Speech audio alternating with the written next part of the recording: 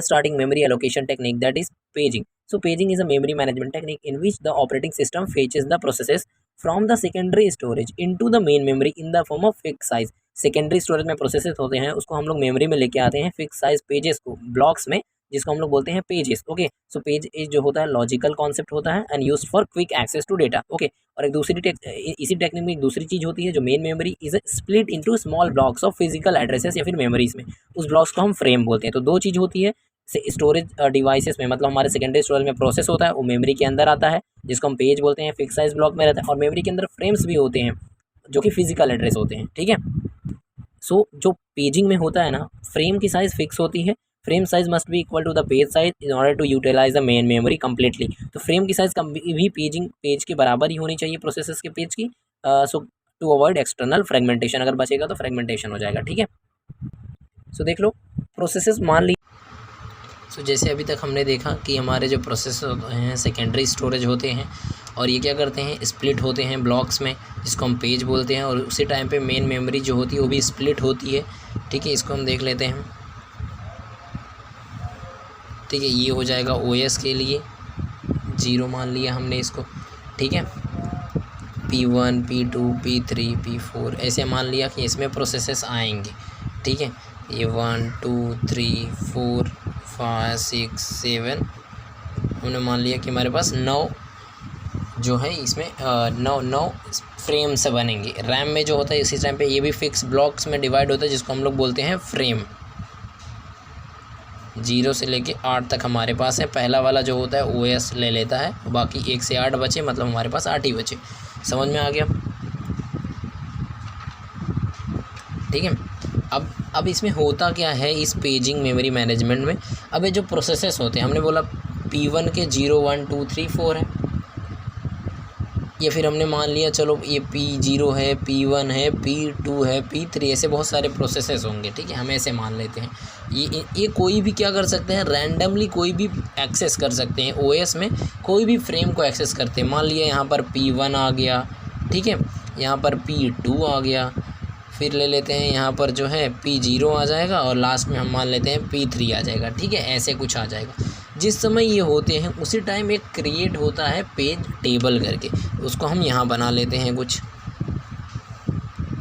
ठीक है, उसी टाइम क्या होते हैं पेज टेबल बनता है. तो 0 1 2 3 ऐसे प्रोसेसेस होते हैं, उसी टाइम टेबल बनेगा.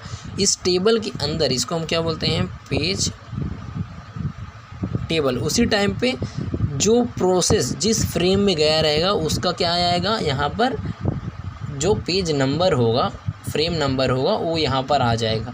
ठीक है, जैसे अब मेरा जो 0 है P0 कहाँ गया है 6 पे गया है तो यहाँ पर आ जाएगा. P1 कहाँ गया है मेरा 1 पे 1 आ जाएगा, अकॉर्डिंग टू यहाँ 3 यहाँ पर 8 आ जाएगा. ठीक है, ये मैंने चीज़ें बना ली. अब इस टाइम पे क्या होता है, अब हम देखते हैं एग्जीक्यूशन टाइम पे. इजी चीज़ें हमने देख ली. एग्जीक्यूशन में क्या होता है, इसका एग्जीक्यूशन कैसे होता है. एग्जीक्यूशन इसमें क्या होती है एड्रेस बाइंडिंग होती है. ठीक है, जब होती है तो CPU क्या करेगा, CPU जो होता है लॉजिकल एड्रेस कुछ बताएगा. इसका कैसे हम कैलकुलेट करते हैं वो देखते हैं. लॉजिकल एड्रेस, तो लॉजिकल एड्रेस का फॉर्मूला होता है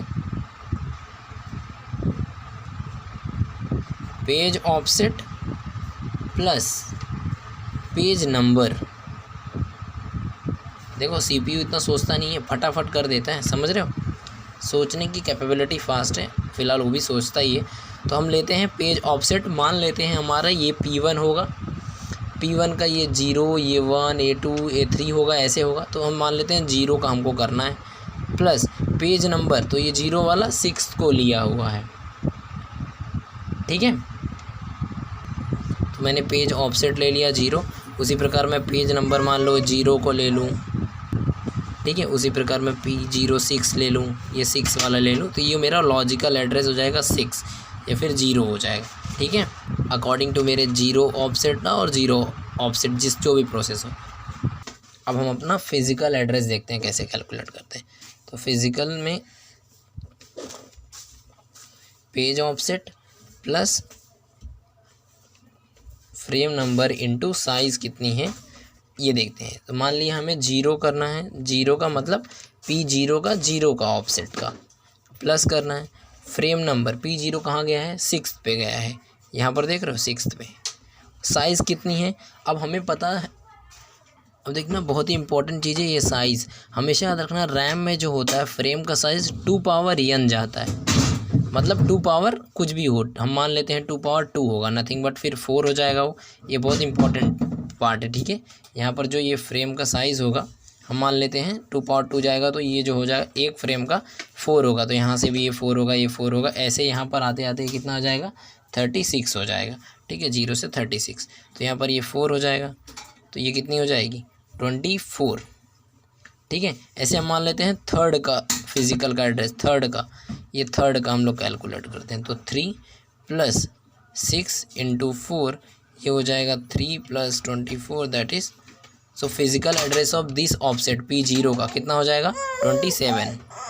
ओके, थैंक यू। याद रखने की जो एड्रेस मैपिंग होती है डन बाय पेज हार्डवेयर के द्वारा हुई, इसमें डिसएडवांटेज 2 हैं कि एक इंटरनल फ्रेगमेंटेशन होता है। इंटरनल फ्रेगमेंटेशन मतलब कि कोई आपका फ्रेम खाली नहीं होना चाहिए, ये याद रखना। समझ लो मैंने बोला कि ये लास्ट वाला मेरे कोई प्रोसेस आया ही नहीं, तो ऐसा भी नहीं, बहुत सारे प्रोसेस होंगे ना, तो सब ऑक्यूपाई होने चाहिए, ये होना चाहिए। और if user process greater than frame in memory, मतलब यूज़र के पास बहुत प्रोसेस है और इसमें जगह ना हो, मतलब इसमें ए भी नहीं खाली होना चाहिए और ए भी क्या होना, ए भी मतलब कम नहीं होना चाहिए, तो दोनों होने चाहिए। तो ये सब डिसएडवांटेजेस हो गए, ठीक है। अब हम देख लेते हैं कि इसमें प्रोटेक्शन कैसे होती है, ठीक है। तो यहाँ पर क्या होता है, एक्स्ट्रा बिट लगी होती है, ठीक है। एक्स्ट्रा बिट्स होती हैं पेज टेबल्स में, मैंने बोला जब प्रोसेसेस होती हैं उसमें एलोकेट होती हैं मेन मेमोरी में, उस टाइम पेज टेबल बनता है कि कौन सा प्रोसेस कौन से फ्रेम को ऑक्यूपाई कर रहा है उसी टाइम, ठीक है। तो इसमें पेज टेबल में वैलिड और इनवैलिड करके बनता है, ठीक है। इससे मालूम चलेगी कौन सा प्रोसेस किस फ्रेम से बिलोंग करता है। मान लिया मैंने P1 को लिया, CPU में गया, लॉजिकल एड्रेस कैलकुलेट किया, उसका ऑफसेट लिखा, पेज नंबर लिखा, फिर फिजिकल एड्रेस में गया, P1 लिखा, उसका पेज का साइज़ लिखा, फ्रेम किया, 5 आ गया, ठीक है। अब इसमें हम चेक करेंगे, यहाँ पर फिजिकल एड्रेस क्या है 4 है, यहाँ पर देख लो मैंने एक एग्जांपल लिया है, समझो P प्रोसेस है मेरे पास 4, पेज टेबल प्रोसेस का पेज प्रोसेस टेबल बना या फिर पेज टेबल बना, यहाँ पर ये खाली है। जब ये एम्प्टी होगा तो यहाँ पर इनवैलिड करके आएगा, does not belongs to this process, मतलब हम बोलेंगे ये वैल्यू चाहे कुछ भी नहीं हो या फिर कुछ ना हो, तो वो बोल देगा कि ये इस प्रोसेस से वो बिलोंग ही नहीं करता है। समझ में आ रहा है। वैसे मान लो एग्जांपल ले लिया CPU लॉजिक का 0 और फिर फ्रेम 4 बोल दिया, समझ लो, फिर जाके उसका कुछ फिजिकल एड्रेस तो हम इससे निकाल ही नहीं पाएंगे अगर वो इसके अंदर नहीं रहेगा। समझ आ रहा है, क्योंकि यहाँ पर फ्रेम, हमें फिजिकल एड्रेस में फ्रेम की वैल्यू चाहिए रहती है, फ्रेम इंटू साइज़ रहता है, तो हम ये निकाल ही नहीं पाएंगे।